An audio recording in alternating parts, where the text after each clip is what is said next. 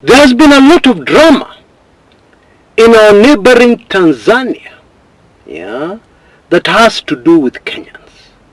And Kenyans are very confused. They don't understand.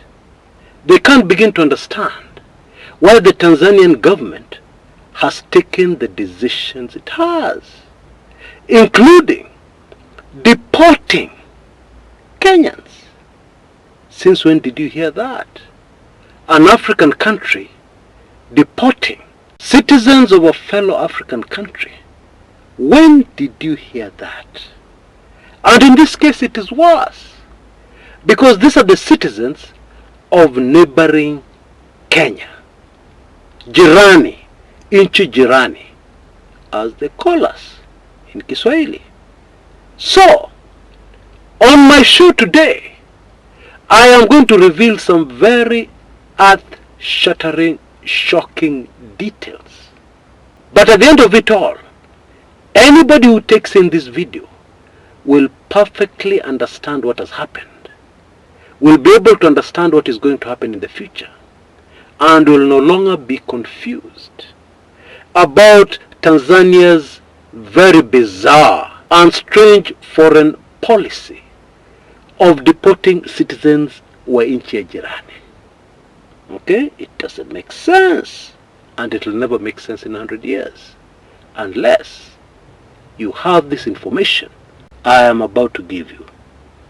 You know, there are some past analysis I've done where I have treaded carefully, nikiogopa kukanyaga waya ya vitima. I think in most instances I know exactly what I'm doing. But in this particular case, you will excuse me, my brothers and sisters in Tanzania, because I'm not going to mince any words.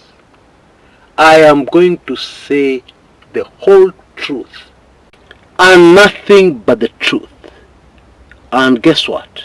The truth in this instance is very ugly. Let me tell you in advance. For starters, a vast majority of Tanzanians hate Kenyans. They really hate Kenyans. Some people say it's envy.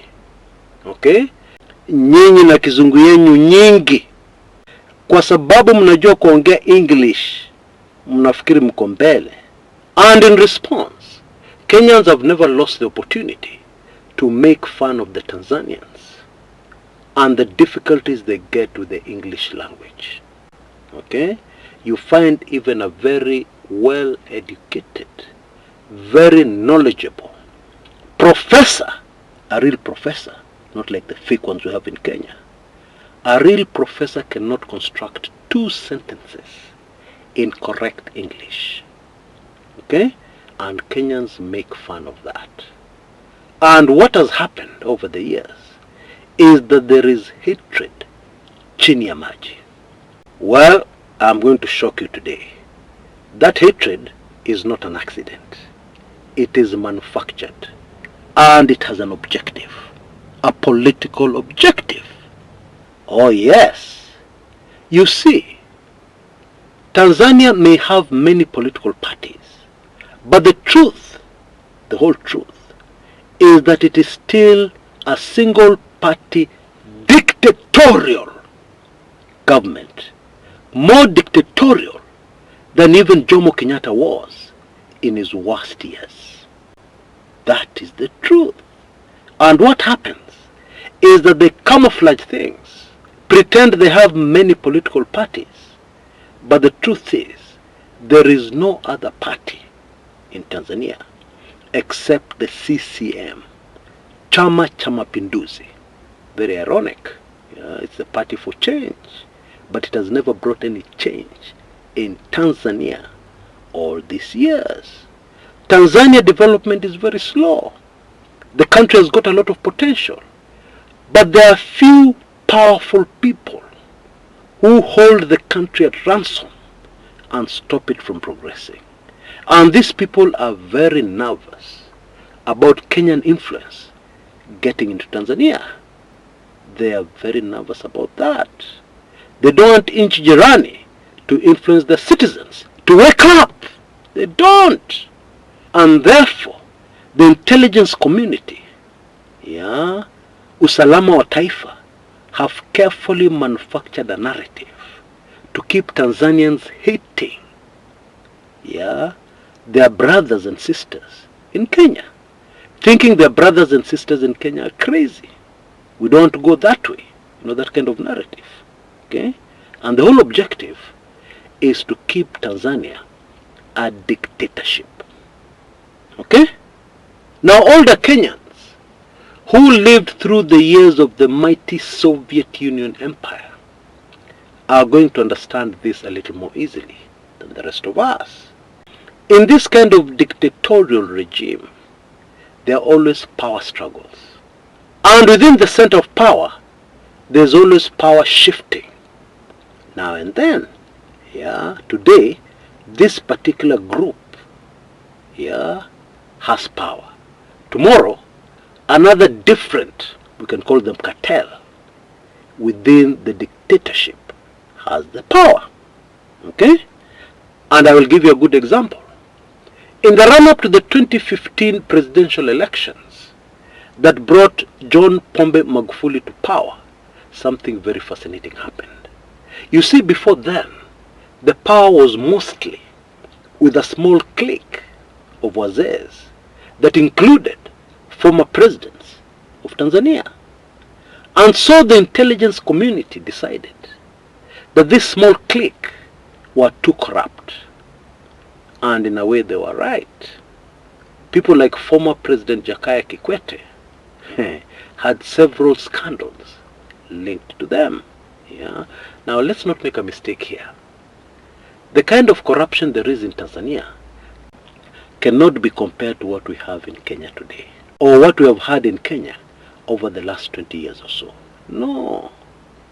It is basic nursery stuff in Tanzania.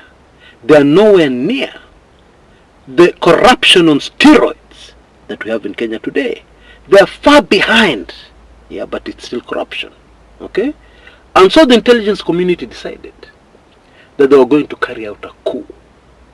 And so they came up with a candidate who would sweep aside everything, and win the presidency. The name of that candidate was John Pombe Magufuli. The man who came from nowhere, almost from nowhere, to win the presidency. So there was a shift of power there.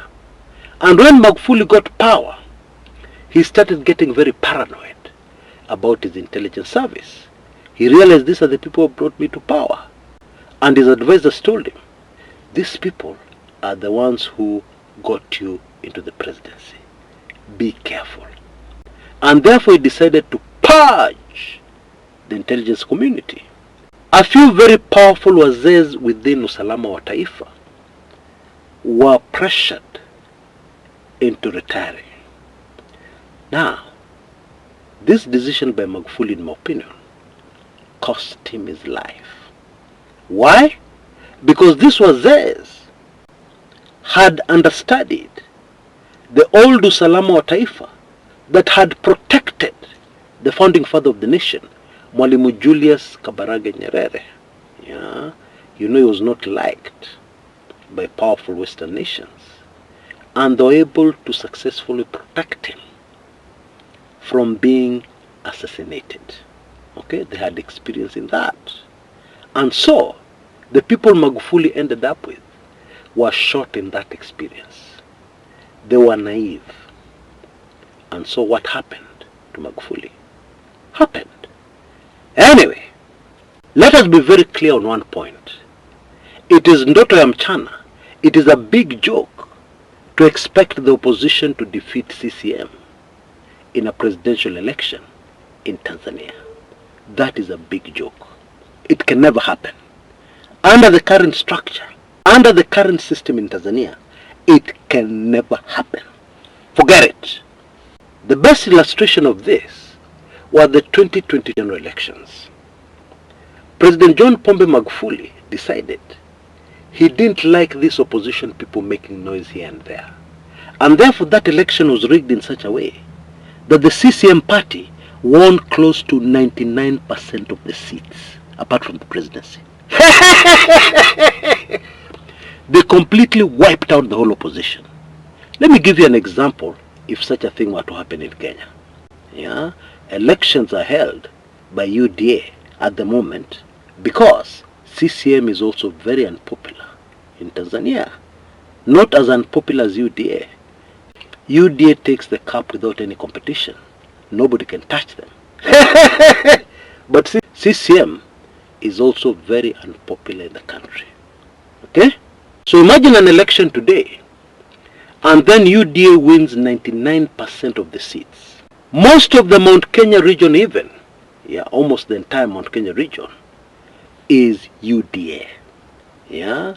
And then the system decides just to let one KMP get elected.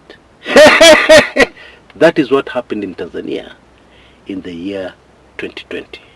Because the real winner of those elections, without doubt, was a man called Tundu Lissu, who is now being charged with a crime that has only one punishment: the hangman's noose.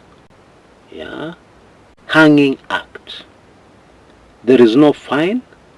There is no option of life sentence. Hangman's noose. Straight. That is the man who won the elections in the year 2020.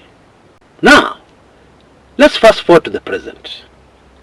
When John Pombe Magufuli passed on, actually at Nairobi Hospital in Kenya, he was flown back to Tanzania.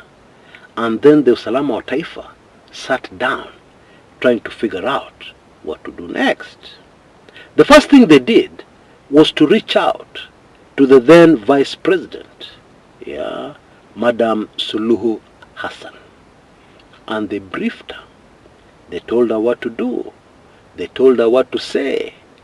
And they did this over several days. Very intensive crash course. Okay? I believe this is the first time this information is coming out into the public. Yeah? So consider yourself very fortunate. And so after they had finished their work, they installed President Suluhu Hassan to the presidency. Now, I don't know if you're aware, with all due respect to Madam President, that she is a co-wife to 3 other wives, to her husband. And of course, there is nothing wrong with that. It is African culture. And nobody is forced to do anything. Willing buyer, willing seller. Willing wife, willing husband, etc., etc. Okay? However, the other day I was making a joke. These other 3 wives must be walking on ice at the moment.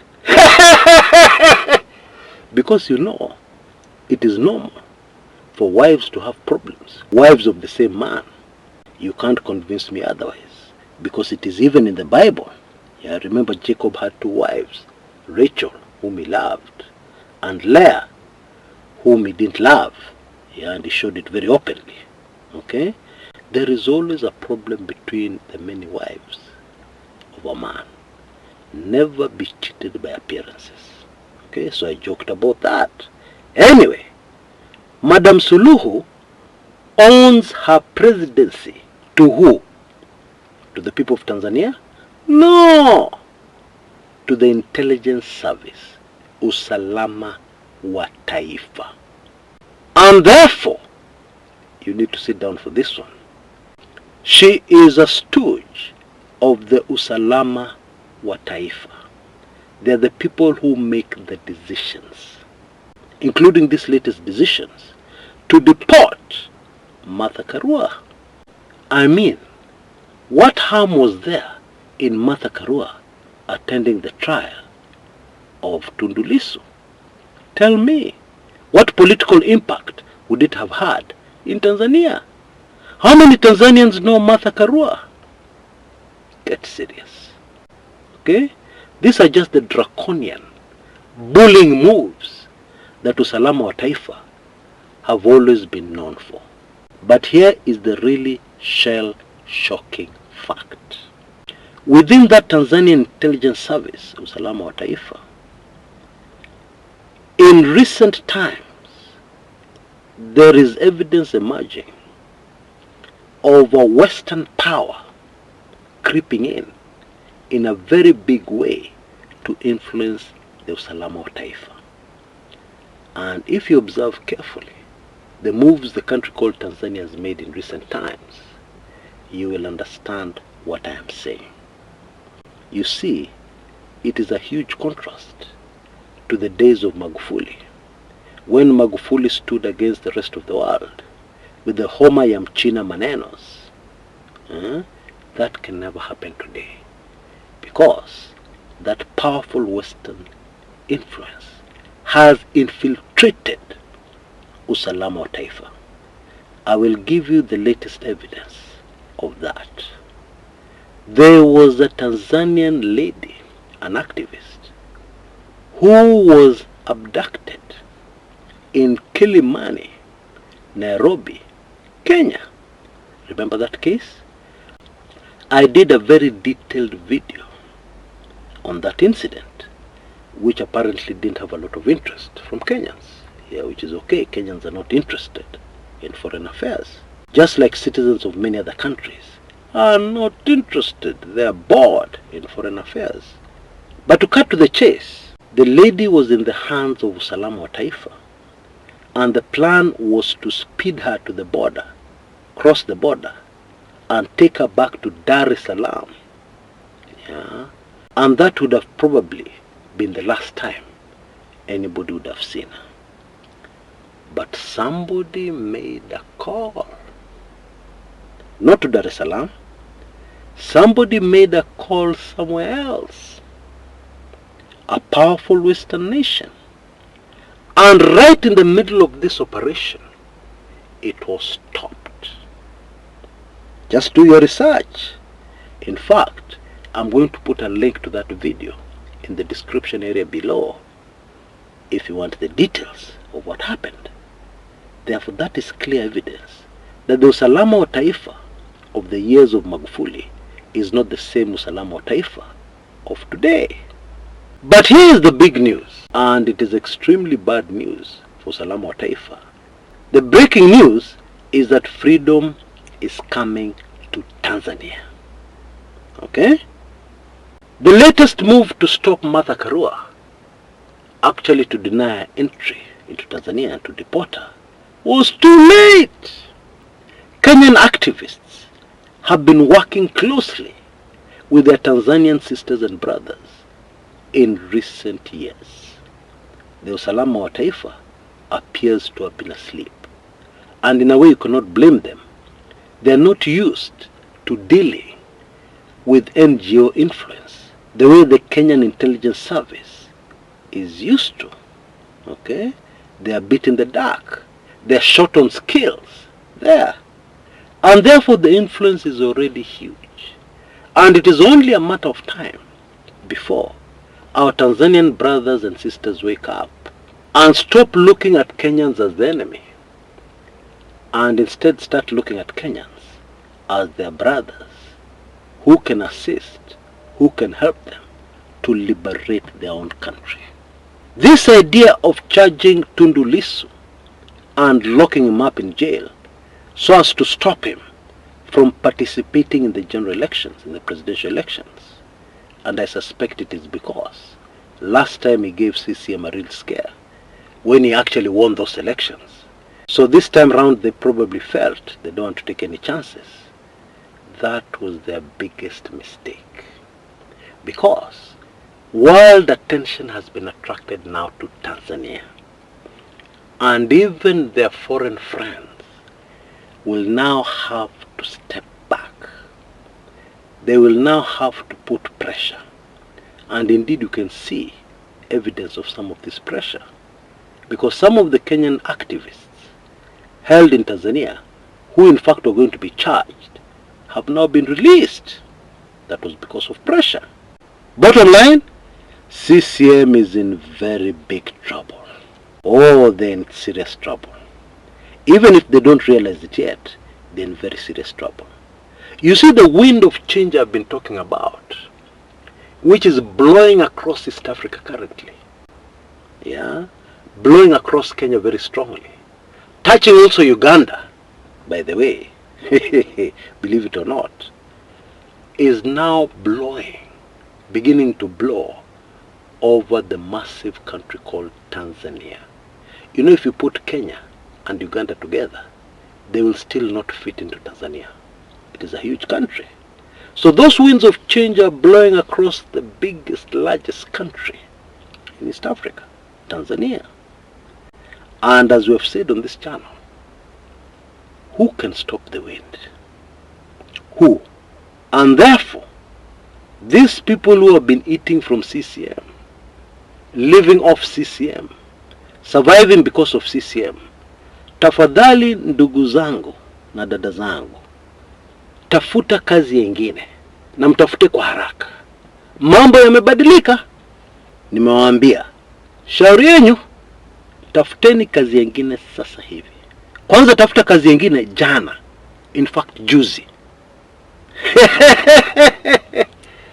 Oh boy, oh boy, I am just shocked, I have to admit, because I thought these winds of change will limit themselves within the borders of Kenya, where they've already caused quite a lot of political chaos still ongoing.